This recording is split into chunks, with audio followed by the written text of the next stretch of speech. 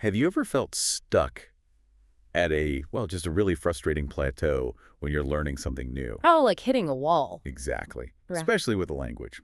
You know the basics, right? You can have a decent conversation, but you crave that extra push to total confidence. Yeah, that moment when someone speaks quickly and you realize, wait, I actually understood every single nuance. It's the dream, Hmm. because usually you expect the process to just be a straight upward line. Right, in the beginning, it feels very linear. You memorize some vocabulary on Tuesday, and by Thursday, you can order a coffee without panicking. Feels like a massive triumph. Yeah. But then you hit that dreaded intermediate plateau. B2 bottleneck. Yeah. Suddenly you're at a cocktail party or a business meeting, and you realize you aren't thriving. You're just surviving. You can hold a decent conversation, sure. But the moment native speakers use a subtle idiom or make a sarcastic joke, you just freeze. Because you're missing the nuance. Yeah. Which actually brings us to our mission for today's deep dive. Oh. Today we are exploring a really brilliant masterclass in vocabulary and learning habits. It's drawn from a B2 level English lesson created by two educators, James and Sarah. And their whole argument is that breaking through this plateau doesn't mean memorizing another 1,000 random nouns, right? Exactly. Instead, they isolated 10 specific power words, 10 conceptual bridges that take you from sounding, perfectly fine to sounding totally natural and educated. And we're not just going to read dictionary definitions today. If you want that, you can just open a browser. Right, totally. We want to unpack the emotional weight, the practical usage, and those subtle cultural things that native speakers just intuitively feel. So let's jump right into it. The lesson starts by looking at how we interact with the things around us. Basically, we either walk away from them completely or we take them in entirely. So let's look at that first extreme, the act of walking away, with our first word, abandon. Right, to abandon something. It means to leave it completely and often permanently. It's a heavy word. It really is. It carries significant emotional weight. James and Sarah highlight the sadness of a sentence like, he abandoned his dream of becoming a musician at 30. Oh man, you can really feel the finality there. Yeah. It's not like saying he paused his dream or he put his guitar in the closet. When you abandon something, you are walking away and not looking back. Precisely. It implies severing ties. But, importantly, if you only use abandon for huge, tragic life events, you're going to sound overly dramatic in everyday life. Right, which B2 learners definitely want to avoid. So was it always that dramatic? Not at all. And this is where the cultural texture comes in. They use a highly practical counterexample that is just very British. Oh, I love this one. You might say, we had to abandon our picnic plans because of the rain. That's hilarious, taking this inherently tragic word and applying it to a soggy sandwich. Exactly. Abandoning a dream is a tragedy, but abandoning a picnic is just a sensible retreat. The core meaning is the same. The effort has permanently stopped, but the context changes the tone. Makes total sense. Okay, let's flip it. Instead of leaving things behind, what happens when we take them in? That brings us to our second word, absorb. Right, like a sponge physically absorbing water. But the mental applications are way more interesting. Oh, absolutely. Like, you don't just read a difficult article, you read it twice to fully absorb the information. It implies deep cognitive processing. If I skim a report, I have surface-level awareness. If I absorb it, it's locked in my brain. Yes. And consider corporate usage. A company might need to absorb a shock, like a financial loss, without firing their employees. So they aren't just reacting. They're taking the hit internally, cushioning the blow. That's a great way to visualize it. But for you, listening right now, I want to focus on the psychological state here.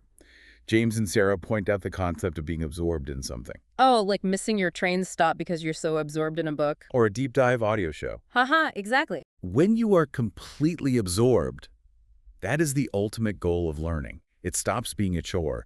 You aren't painfully translating grammar rules anymore. Time just disappears. You're in a flow state. And once you've absorbed that information, your brain has to categorize it. Which leads us to our next pair of words. From the definite to the intangible. Let's start with hard facts. Our third word is absolute. Total certainty.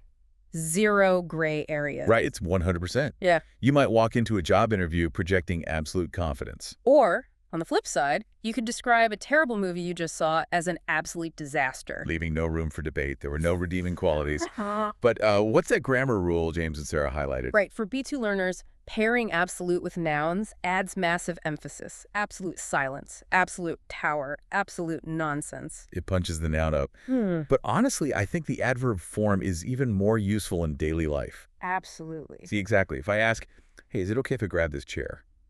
And you say, yes, that's fine. But if you say, absolutely, the whole vibe changes. It's warm, confident agreement. A total social lubricant. Now, the exact opposite of that hard reality is a word people struggle with. Our fourth word, abstract. Right. If absolute is a fixed box, the abstract cannot be put in a box. It's things you can't touch. Like concepts. Love, justice, freedom. Exactly. In art, think of Picasso or Kandinsky. You aren't looking at a realistic bowl of fruit. The shapes represent feelings. They're abstracted from reality. And in academia, it's the short summary at the start of a research paper. Right. But I actually want to push back here for a second. Oh, how so? Because James and Sarah frame abstract as pretty neutral. But in everyday conversation, especially in the corporate world, abstract is almost used as a critique. Give me an example. Like if someone pitches a marketing strategy and the boss says, look, this explanation is too abstract for me, they aren't complimenting your artistic vision. Ah, I see what you mean. They're demanding something concrete. They're saying, bring it down to earth. Give me an example. That's a really sharp observation. Too abstract means it lacks practical application, which actually transitions us perfectly to the next word. Let's ground things by looking at education. Our fifth word, academic. Relating to universities and intellectual life, you might have an excellent academic record. Or similar to your point about abstract, you could critique a contract because its language is too academic. Meaning it's way too formal for normal people. Right. It can even describe a person who prefers reading books over, say, learning to fix a car engine. But the best part of the source text here is the idiom they highlight. Purely academic. Oh, I use this one all the time. It means something is theoretically interesting, but practically totally useless right now. Like their analogy, imagine you're driving, make a bad turn, and your car is stuck deep in a muddy ditch. Right, you're sitting in the mud, it's pouring rain. And your passenger starts debating whether you should have taken the highway instead. At that point, the debate is purely academic. Exactly. Because you are already in the ditch, the argument doesn't change the mud.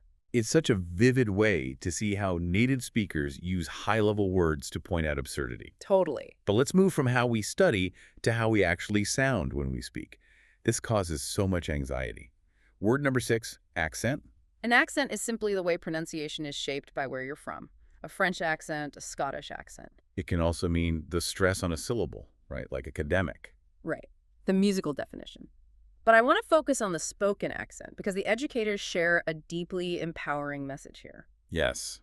Every language learner needs to hear this. An accent is never a mistake. It's a huge paradigm shift. Learners get paralyzed by the fear of not sounding like a local. They think if they don't sound exactly like they grew up in London, they're failing.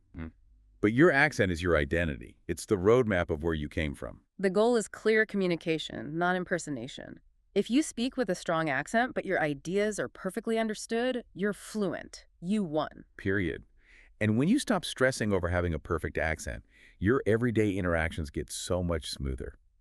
Which brings us to navigating social rules. Word number 7, acceptable. Acceptable, good enough, but not necessarily perfect. Right. And James and Sarah unpack the gentle warning hidden in this word.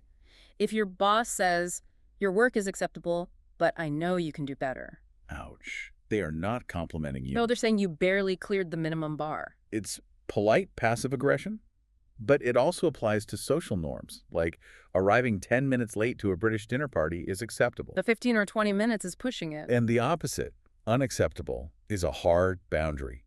Loud noise in a library is unacceptable. But what happens when we cross those boundaries without meaning to? Which happens to all of us. Yeah. This brings us to word number 8, accidentally. When something happens by chance, not by plan. Accidentally sending an email to the wrong person. Or leaving your umbrella on a train. But the source material breaks down this amazing psychological difference between doing something by mistake and doing it accidentally. I found this so fascinating. What's the subtle difference? Well, doing something by mistake is a logical error. Your brain made a mistake. You calculated the math wrong. Okay, got it. But doing something accidentally is spontaneous and physical. If you accidentally knock over your coffee, gravity was involved. It's not your brain's fault. Your elbow just slipped. Exactly. It removes the blame. Although there is a funny contradiction they point out. Oh, the Netflix paradox. Yes. Telling someone you accidentally watched a TV series from midnight until 4 in the morning. Which requires absolute, complete awareness. You have to keep hitting next episode. There's no gravity involved there. And just use the word to hide our terrible decisions. Exactly. We soften reality. But when those little accidents happen, we have to adjust. This brings us to our final two power words. Word number 9, accommodate.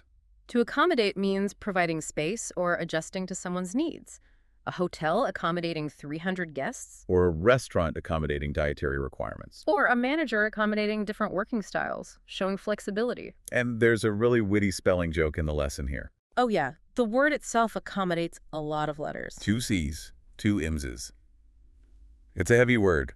And honestly, learning a language requires that exact same mental flexibility. You have to accommodate strange spellings and irregular verbs. You make room for the language.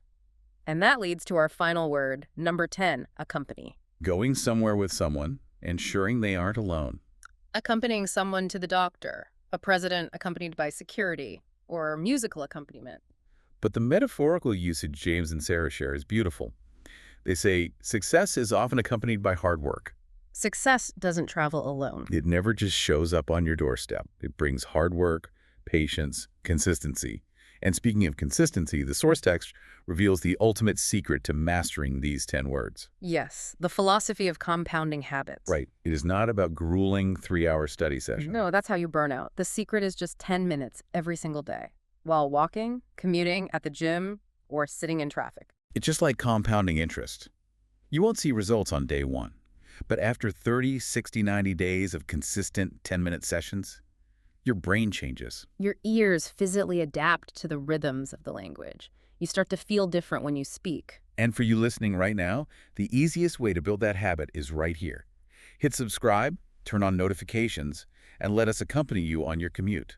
Make this your daily 10-minute habit. It's the best way to absorb the nuance without getting overwhelmed. Exactly. So let's look at the journey we took today. We went from the emotional weight of abandoning fears to truly absorbing context. We defined absolute reality and abstract concepts. We pulled ideas out of the purely academic space and embraced our accents as our identity.